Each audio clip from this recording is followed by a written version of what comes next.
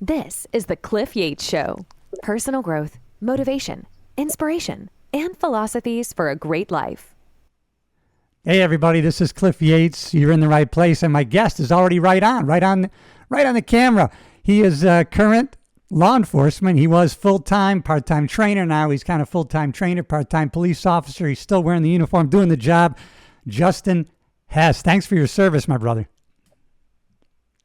Thank you, Cliff. Yeah, and kudos. You got the last name correct first. Some people get Hesse, and you got correct. So brownie points for you, sir. Hey man, I did a little research. I try to come prepared. I love that you really put together physical fitness and mental health, and I just did a podcast with a fellow retired deputy, and to what you had said on an earlier podcast, and I think you were surprised to find out the suicide deaths outpaced the line of duty death. Is that crazy? Yeah, when I heard that those were 2019 in 2020, so it was 2019 stats. Yeah, and yeah, what made it astounding, because as you've been in law enforcement your career, you had monthly trainings or yearly trainings for probably some of those. In 2019, 144, 150 line of duty deaths, whether that's shootings, vehicle pursuits, making sure that when you do a traffic stop. So you train for that. Right. How much training do we get for those suicides? How much training do we get for taking care of yourself day to day? Because no one just wakes up one day like, oh, yeah, I'm just going to kill myself, right? It's just little moments, day to day, week to week, month to month. So yeah, that's what was astounding to hear those stats. It sounded like you were like me, right? You came into law enforcement already into physical fitness and working out, and I think we had similar experiences in high school that drove us crazy. We just got in there and started lifting weights. Was that your background? Yeah, so a little background on me. Yeah, I was the 17-year-old kid where you'd call him skinny fat. And for those who don't know what skinny fat means, it's like, well, I only weighed 177 pounds, but I was like scrawny. Like I got this small bone structure from my parents. Actually, my mom's maiden name is German for little people. So I put on 20 pounds just by peanut butter sandwiches and milk and ice cream to bulk for football. Obviously, from now a nutrition coach, it's not a good way to put on weight, but nonetheless. So I was skinny fat, and long story short, I just got bullied to a point where one summer night I had my dad's shotgun in my mouth, thinking like, what would be the point if I just leave? Like, would people really give a damn if I'm gone? I went to college, went to a law enforcement school per se, because in Minnesota, you need at least a 2-year degree. And all that pain, all the years of how much I hated myself or just hated high school, I just took it out on the weights. I ran my ass off. You do 2 or 3 hour workouts 5 days a week for 1 year, you're definitely going to see that physical transformation. But I became a nobody, and I became a somebody. Like, well, now you're a guy who works out. Right. You're the guy where in year 1 of the academy, I was scrawny, where in year 2, there are guys who want to work out with me because they're like, well, you're going to motivate me. And that carried over into the Army. So I kind of became that motivation for people for fitness. And then I'm like, well, this is part of my identity that I can attach to. And then I made to being a coach. Man, my hat's off to you. That is so great. I would have loved to have been skinny fat. I was skinny. And so I didn't want to be. I was trying to play football, and I just was like 6 foot, 130. And man, I just hated being made fun of. I hated a bag of bones, and man, I just killed me inside like you. I felt it, and then I said, man, I just I just got into, a coach helped me, Rome wasn't built in a day. And I started reading these bodybuilding magazines and muscle and fitness. And, I just started, immersing myself. But at first, I just wanted to gain weight. I was like you. I couldn't get enough calories in with solid food, so I started drinking 6 quarts of milk a day, whole milk. And when I graduated, I went from 135 to 185. But of course, it wasn't all muscle. But I really didn't care at that point. I was just happy to be heavier. But that got me on the road to learning how to get size, how to build muscle, and just over and over again, reading muscle and fitness over and over. And gradually, that stuff hits, right? And you know what you're talking about.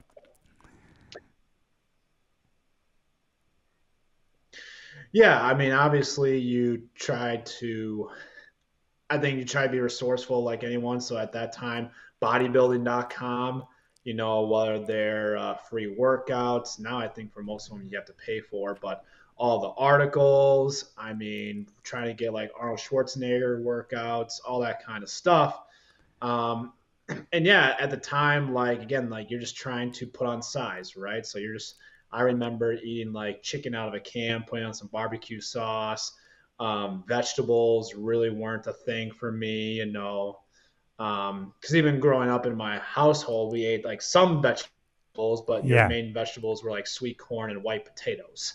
Yeah. You didn't eat a lot of your greens per se. So definitely, I mean, you learn a lot of good, but you also learn a lot of bad. So Yeah. kind of like even what I've learned in the army and the police work with, say, leadership, you learn, or same thing with like nutrition. You learn the good ways about leaders and nutrition, and you learn about the things not to do from leaders Yeah. or nutrition. Yeah. So a lot of trial and error, but yeah, definitely got over 10 years of experience with that. So Yeah. And it turned out to be a godsend for me, right? To be super focused on that and carried that into police work to the point where there is, a lot of, and when I went to LA, a lot of people weren't super focused on that. So as you go along in your career, they were focused on working overtime and a lot of money and, don't take vacations, man. And my priority was, well, if I go a week without working out, I mean, I start to get mentally stressed. And so I myself can't do that. So I'm going to give up the overtime if it's going to sacrifice my workouts. And I'm so glad that that was a priority for me because I think it kept me mentally, along with physically healthy as I went on in my career. yeah, I definitely felt, even to this day, even for most of my students, I just use the analogy of like feeling like a unicorn with a bunch of other horses, right? Like being a police officer who actually prioritizes health and fitness on a high standard. Yeah. And I say like a high standard, like I don't know. I'm happy for those who kind of like go to the gym and they're putting in some efforts, Right. but like I don't know. I feel like the results are still the same year to year to year. Are you seeing the changes that you want? Right. Versus, I don't know. I'd say about 10 to 15% of people, maybe in a department, probably that's even being generous, actually are devoted into we'll say Right. growth, Yeah. whether that's your physical fitness, growth, whether it's your emotional fitness, your mental fitness. So I think that's just even whether it's a law enforcement or maybe just a general society thing of wanting to continue to keep growing in your own skill sets. Right. That's important. Even whether it's business or personal, we should always be growing. We're either growing or dying. Are you mostly coaching police officers then, or current and retired? Yeah. So my niche, or I say niche, is police officers or law enforcement professionals, but my message, relates to those who are correctional officers or firefighters or dispatch. So any like first responder world, but because I weren't a firefighter or a dispatcher, I was a correctional officer for a short period, but I can't necessarily always speak into those stories. Right. You're right. Yeah. Also, because whether it's selfish or not, but after what transpired through like 2020, through a lot of BLM and police reform, and where when I was copping during that time, I felt like no one had my back. I guess I want to be very specific, like, no, like, I got your back as a Great. law enforcement officer. Yeah. Yeah, I'll still help you if you're a firefighter, dispatcher, all that kind of stuff, but I want to specifically help a profession that was getting dragged through the mud. God, that's so great. Yeah, that's why I wrote my book, because I just saw the dismantling and the like lack of support. So I'm glad you're there for our officers. And you do you do mostly like this kind of format online, or like around the country, around the world, or any limits, or who do you coach? Well, right now is what's nice with online, that you can help anyone anywhere, right? So I haven't gotten global, but in the United States. So I got students right now. So I'm based in Minnesota, Wisconsin. So I help a good number of people more local, but also like I got students in Georgia, in Texas. I've helped people. I've had students in Alabama, one for the Capitol Police, out then in Indiana, Pennsylvania, Colorado. So really, like I've had students all over the country, which that's what's unique about the online space here. Yeah, that's great. And where can people find you? Right, Blue Line Fitness. Is that your what's your website? Well, I'd say my website's a little outdated, Okay, all but right. if you search, I mean, you could do. I mean, you can find me blueline-fitness.com, but I do a lot of stuff through Facebook. So the Facebook group that you even joined, Yeah, my Blue Line Fitness Facebook group, helping cops get fit and get fit, shed weight, or they can find me on Facebook, Justin Hess. You're going to find me in my deputy uniform. So that'll be like one of the easiest ways to find me is right on Facebook. Yeah, I'm also on Instagram too. great. I'll put all those links in the YouTube description, also on the show notes of the podcast platforms if somebody wants to get a hold of you. And I think, yeah, I guess if I was going to be coached, I would want somebody who had already did the job or is still doing the job. And that would be important to me. So maybe we can point some officers currently working or retired that want to get some training. They'll contact you. I think that's great what you're doing. What's your do you do nutrition and fitness, strength training, those kind of things? Yeah, so on the surface level, just like any time that you look for a coach, especially if your goal is weight loss, building tone muscle, yeah, people think of the obvious of, workouts and nutrition. Right. Yeah. But quite frankly, Cliff, like you can go on Google or you can go on YouTube or social media and find plenty of workouts. You can find plenty of experts on nutrition. But information without implementation doesn't lead to the transformation that we want. So I help the cop parents where right now they feel that their time is very limited by running all over the place with work, taking kids to soccer, baseball practice, still doing the house projects, and still a little bit of time for their family. How the hell am I going to have time for now workouts? Or for the people who, because of all those priorities, they feel like that their health and fitness is on the back burner, or the people who have been stuck at this weight plateau for 3, 4, 5 years and they're still doing the same workouts in the academy or doing a nutrition plan that worked for their neighbor. So a lot of it is like, yeah, we can go into workouts and eating, but that's just the surface level. It's about how do we apply and take action on this stuff when, as a cop, we fight change. We are control freaks and we want to control everything in our environment, and sometimes we just can't. And also, I don't know about you, but we can be pessimistic. So how the heck can I Yeah. help you be a little more optimistic to build that momentum? So while I help with a lot of that nutrition and workouts, but it's more about, I'd say, more of your mental and emotional fitness or your resilience, so that you actually take action into the workouts, take action into your eating on a consistent basis without, hey, I'm going to be gun ho for 2, 3 weeks, and then I'm just going to fall off for a week. That turns into a month, into a year. Yeah.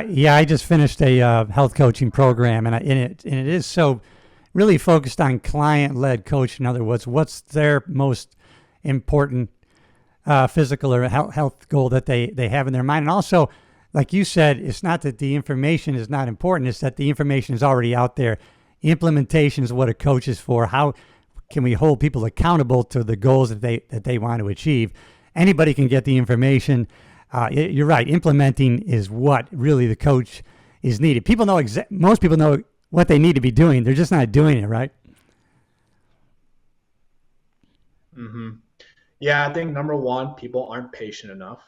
Right. Yeah. We live in this, and I'm speaking to myself too. Like we want results right now, or people are like, I want, like, when do you want to lose 20 pounds? Well, yesterday would have been great, Yeah. right? So people want results right now. Um, and it's sometimes it's our fault as a health and fitness industry, and even sometimes in my marketing, to where of like, hey, you want to lose 20 pounds by Labor Day. I mean, that's very attainable. It's 2 pounds per week, and we're 10 weeks away. But when I bring someone into my Cop Transformation Academy, Cliff, I tell them, like, while this first commitment is 4 months, I only want to be in this with you if we're in this for 4 years. Right. Meaning, I'm not going to kill you in your first 4 months just so you can get a quick result, if that's going to sabotage your 4-year transformation.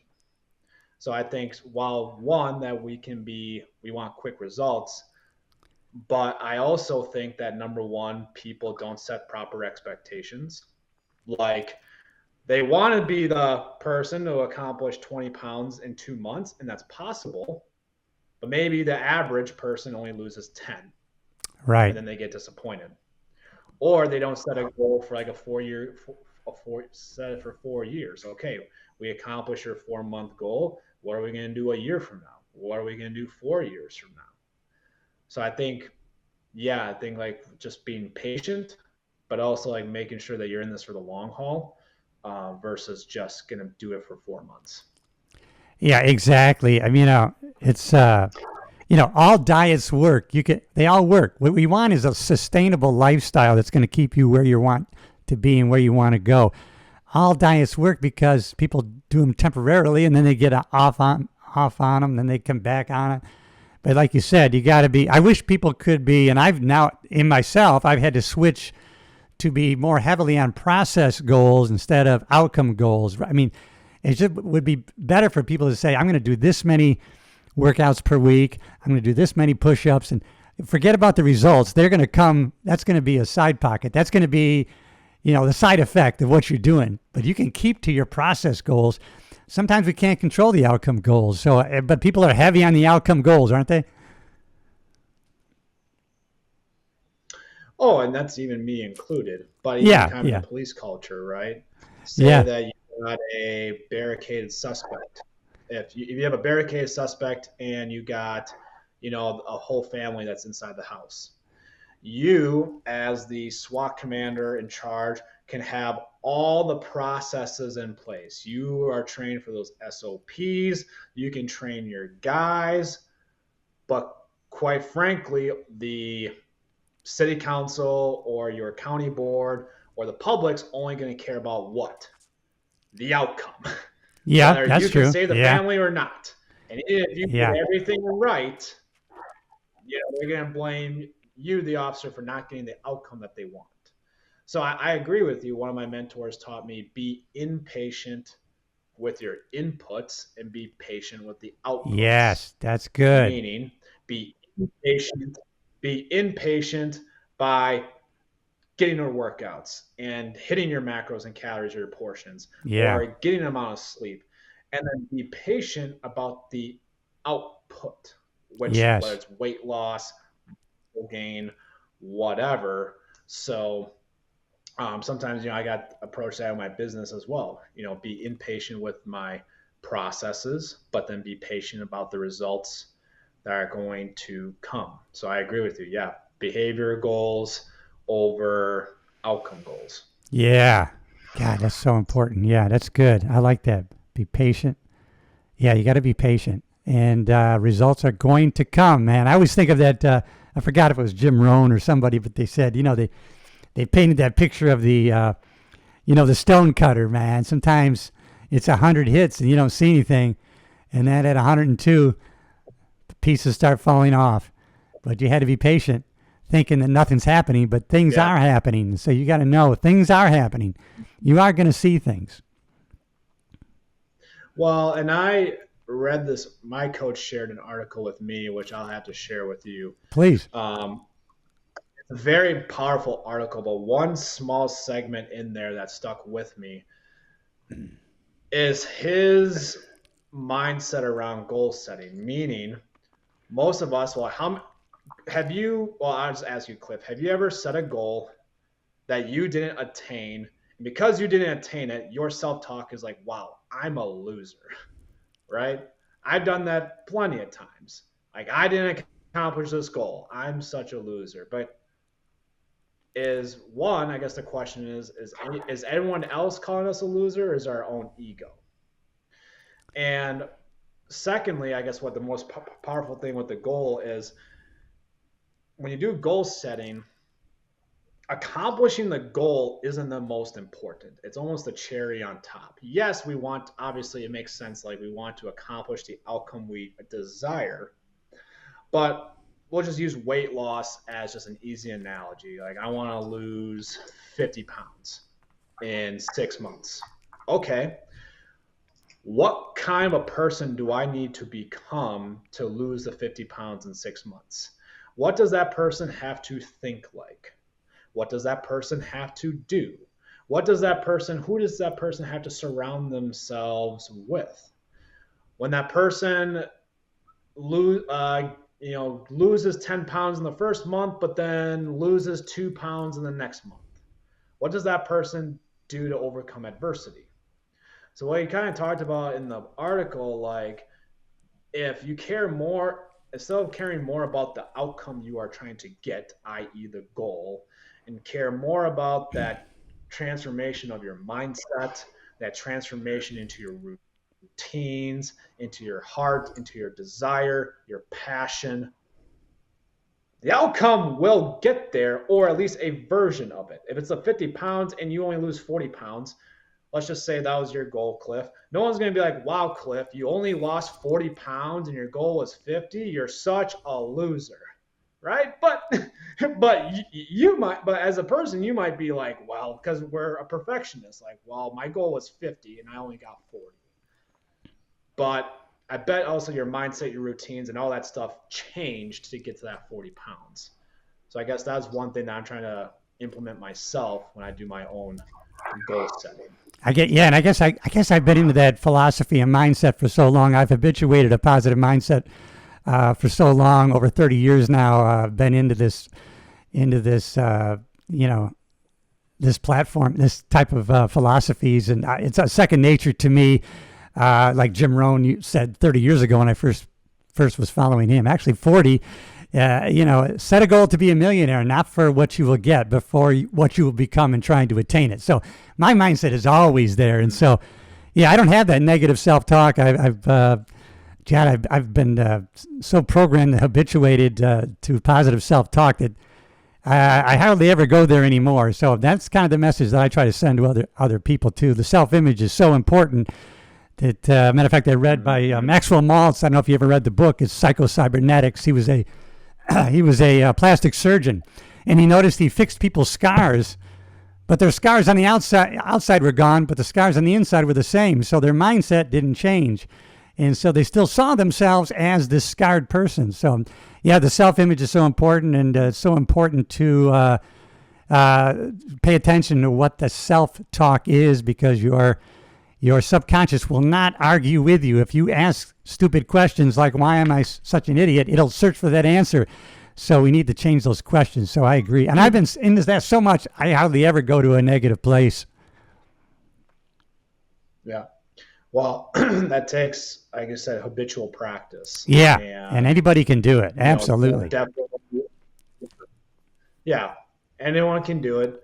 It's not going to happen overnight, but I'm sure it took you many sessions, many weeks, many years to kind of get to that point. Yeah. So even in the bad things, I had to really, the starting point was the changing of the questions, because, bad things happen. I mean, we're not oblivious to reality, but if you start asking yourself, okay, what's good about this? Now your brain is searching for something a little bit different than woe is me or a pity party.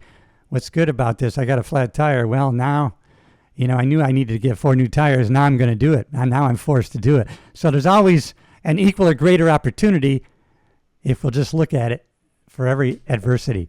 That's how I look at it, and I try to send that message, and I think you're doing the same. So bravo to you, brother. Thank you. Yeah, well, definitely your focus goes where energy flows. So yes, that's right. All the shit. Yeah. Mind will find the shit. That's right. But if you try to find the good, I'm trying to grow in my own spirituality. I wouldn't say I'm necessarily a big religious person, but during like some hardships, I would just sometimes I guess I don't ask God to give me a handout, but I'll have him like maybe point me in the right direction of finding some strength or finding the good, and sometimes when you just kind of ask for it, you just do a lot of self-reflection. Yeah. That's so good about I'm sitting in my gym right now. That's right. Time for self-reflection. And you're like, huh. And sometimes you lift some heavy weights, you do some heavy squats and bench presses or kettlebell swings. You start working those stresses out and you do that self-reflection, you'll find those positive stuff. Oh, man. Or it'll come eventually. So. That's for sure, man. That is so true. And I try to do that on a daily basis. I try to self-reflect on the day, right? There was one, I don't know if it's Aristotle, who said an unexamined life is not worth living. So I try to go over the day. Okay, what did I do good today? What did I miss on? Tomorrow I'm going to make sure that I focus on that and I don't miss that one. So I think it's good, maybe even on a daily basis, to reflect on the day and how it went and what we're going to do tomorrow, man. Do you do that kind of thing? I can get in a better practice of it. I mean, I can always make it a better daily ritual. But, as my coach told me, I mean, at any moment you can have 3 different focuses where things that you have and things that you don't have. Number 2, you can always think about the things that are in your control or out of your control. This is more of a Tony Robbins, but the third one is you're focusing more on your past, your present, or your future. Right. You focus more on your past. You're thinking about more regret, things that you should have done better. I think for some of us who might, if you feel like you're a perfectionist, you might do that. If you focus too much on the future, you might be anxious. But whether it's just sometimes through bad moments, I just try to focus more on the present. Yeah. Because I can always try to focus on the future of building a better future, but in just a couple moments, like when I have my son, when we're doing bedtime books, and if I can take just 15 minutes of my day and just be present and off my phone, we're not worried about work. It fills up my cup enough to be like, this is what I'm working for. But if you don't have those present intentional moments, it's always going to be of how you're not good or how I'm not good enough or how I need to keep working and that kind of stuff. Yeah, man, it's a practice that it's amazing because you can actually practice on a daily basis, just trying to be present. And I do that all the time.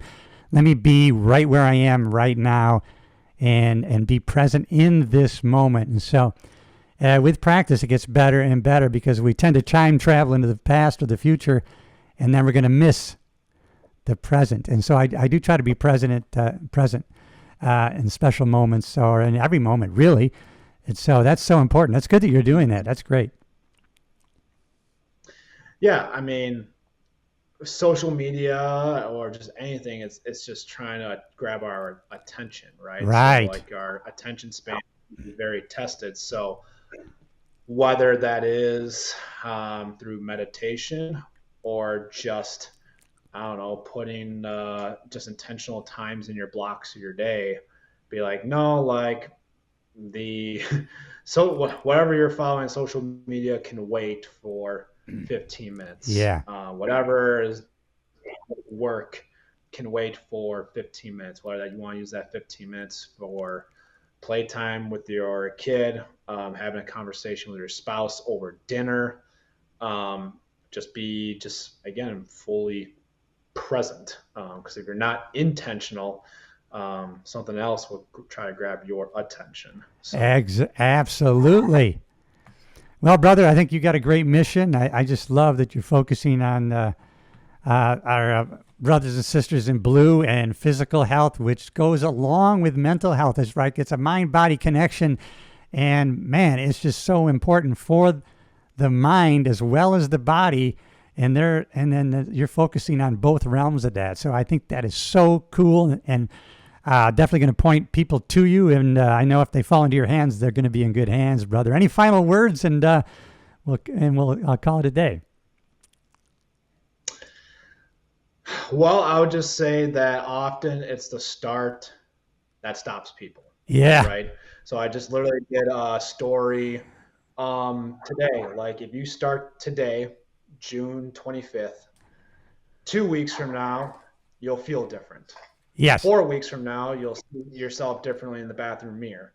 Yeah. 10 weeks from now, you could be 20 pounds down at your Labor Day party, the last weekend of the summer, finally feeling confident in your uniform or your clothes that you want to wear. Yes. And if you're wanting to just get started, looking for that jump start, I have my 7-day ride-along pass. I saw that on your website. Yes, 7-day ride-along pass. That's great. Yeah, and I do have a link for that. But essentially, if people want to know what it's like to be a cop, they do a ride-along with you. Yep. So you get to ride along with me for 7 days inside my Blue Line Fitness app. Yep. You get free workouts, free nutrition coaching, and even hop on a group call with my current students.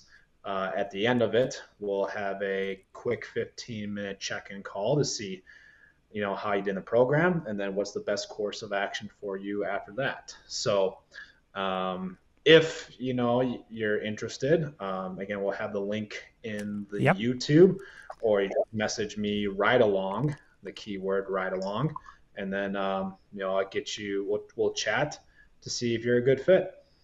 I love it. Justin Hesse, you are awesome. And still serving on the streets, serving on the water in the Mississippi River, and still serving health and wealth to our first responders. And so check out Justin Hesse. I got all the links for you. Click it, and you're going to change your life, possibly. Justin, hang around for a little debriefing, my brother, and thanks for spending this time with me. I really appreciate it. Thank you, Cliff. Glad to be here. Thanks, brother. All right, everybody, you know what to do. If you haven't already, subscribe to the channel on YouTube and or on the podcast platforms. Follow us. Come on, we're going to make positive impacts on other people.